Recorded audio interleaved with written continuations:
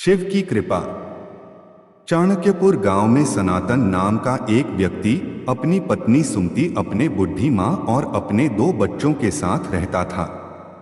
उसके बच्चों में से एक उसकी बेटी स्मृति और उसका छोटा बेटा चीकू था। सनातन की पत्नी सुमति हर रोज घर में भगवान शंकर की पूजा करती थी और हर सोमवार को अपने बेटे चीकू के साथ वह भगवान शंकर के मंदिर में जाती थी। चीकू को भगवान शंकर जी बहुत ही लगाव हो गया था। वह हर रोज भगवान शंकर की मूर्ति के सामने बैठकर उनको अपनी हर बात बताता था। एक दिन चीकू भगवान शंकर की मूर्ति के पास जाकर उनसे बातें करने लगा। वह बोला कि भगवान, आपको तो पता है कि कल हमारे स्कूल में एक मंत्री आने वाले हैं, इसलिए हमारे मास्टर ने हमें अच्छे कपड़े पहनने को कहा है। वैसे तो भगवान, आप भी तो कभी बचपन में स्कूल गए होंगे ना।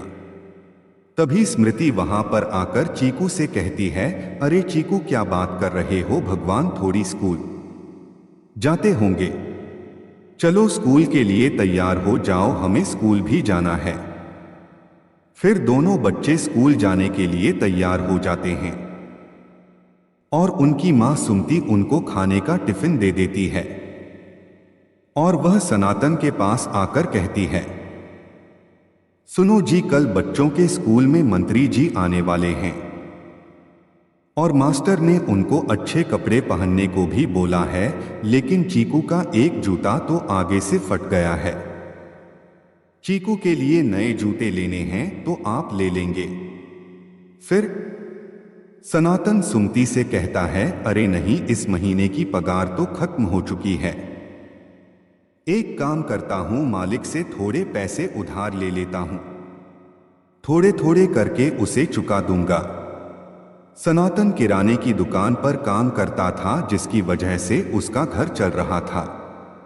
उसने अपने मालिक से थोड़े पैसे उधार मांगे तो उसके मालिक ने उसे पैसे दे दिए और वह उन पैसों से चीकू के लिए नए जूते लेकर आया।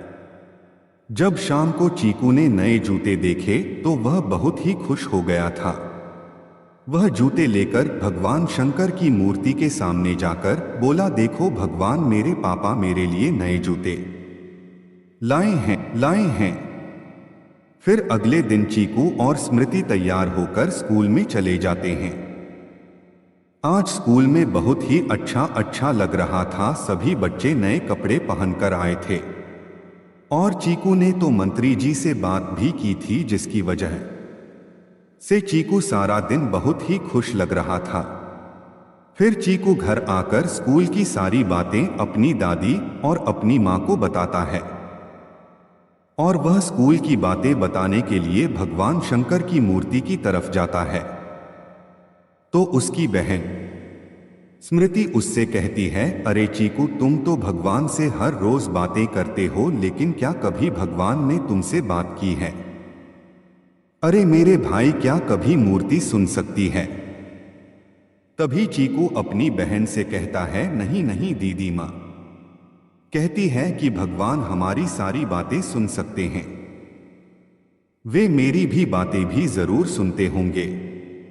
फिर अगले दिन चीकू स्कूल जाने के लिए तैयार होता है तो वह भगवान शंकर की मूर्ति के पास जाकर उनसे कहता है कि भगवान, मेरी दीदी कहती है कि आप मेरी कोई भी बात नहीं सुनते हैं।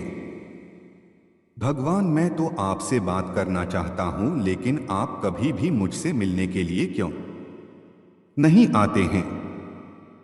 मुझे तो यह भी नहीं पता है कि आप कहां पर रहते हैं, वरना मैं आपसे मिलने के लिए चले आता। फिर चीकू स्कूल चला जाता है। चीकू स्कूल में तो चला जाता है, लेकिन वह सारा दिन भगवान शंकर के बारे में ही सोचता रहता है और मन ही मन में वह भगवान शंकर से नाराजगी जताता रहता है। जब चीकू रात को सो रहा होता है तब भगवान शंकर चीकू के पास आते हैं और कहते हैं, अरे चीकू उठो, मैं तुमसे मिलने आया हूं। तभी चीकू उठ जाता है और भगवान शंकर चीकू से कहते हैं कि तुम मुझसे नाराज हो क्या, आज तुम मेरे पास आए नहीं?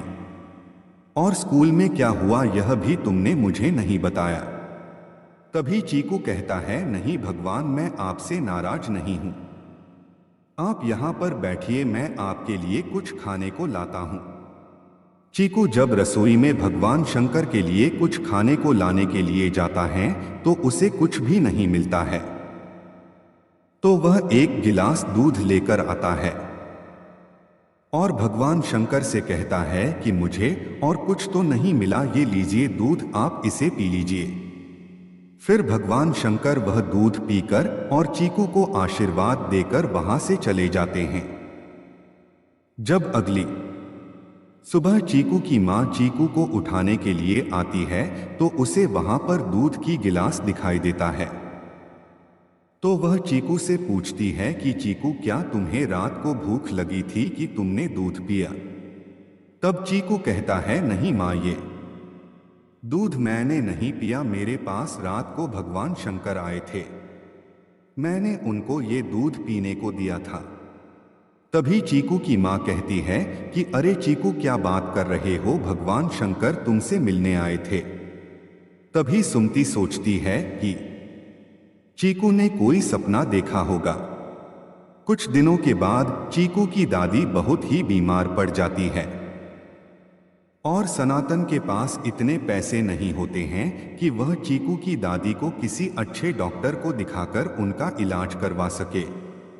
तभी सनातन सुमति के पास आकर कहता है कि इतने तो मेरे पास पैसे नहीं हैं कि मैं मां का इलाज करवा सकूं, और मलिक ने भी पैसे देने से मना कर दिया है।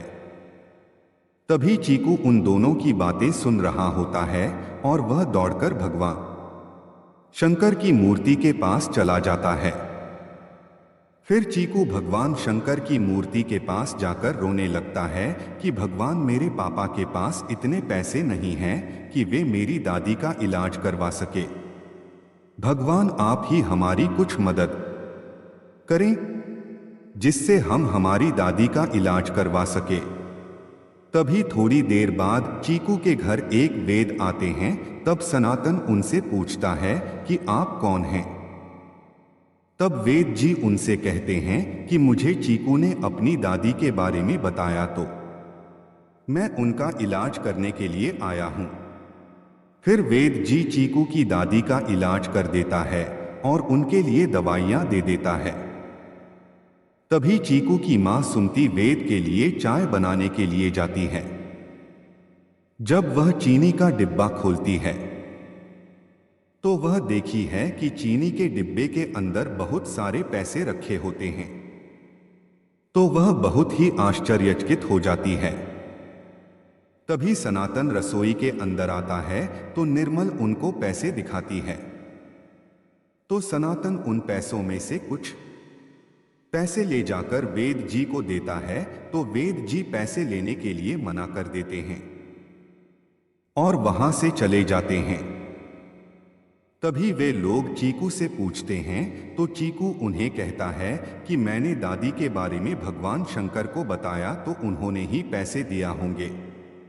फिर निर्मल और सनातन भगवान शंकर के मंदिर में जाते हैं और उनसे कहते हैं कि है भगवान, इतने पैसे तो हमने हमारे जीवन में नहीं देखे, आप ही हमें कुछ बताइए। तभी भगवान शंकर प्रकट होते और कहते हैं कि सनातन, मैं तुम्हारे बेटे चीकू के भोलेपन से बहुत ही प्रसन्न हूं, इसलिए मैंने ही तुम लोगों को पैसे दिए हैं।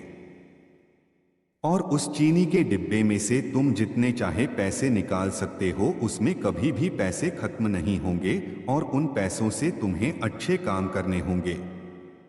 अगर तुमने अच्छे काम नहीं किए तो तुम वापस गरीब हो जाओगे। सनातन और सुमति उन पैसों से बहुत ही अच्छे काम करते हैं और दान पुण्य करते हैं, जिनसे उनकी जिंदगी बहुत ही अच्छी तरह से गुजरती है। छोटे चीकू से हम सीख सकते हैं कि हमेशा सच्चे मन से किसी देवी देवता या भगवान से प्रार्थना करें तो वो सुनेंगे जरूर।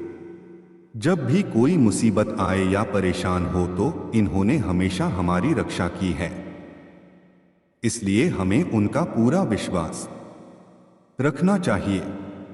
क्या आप मानते हैं कि अगर आप किसी चीज के लिए दिल से प्रार्थना करेंगे तो आपको वो जरूर मिलेगी?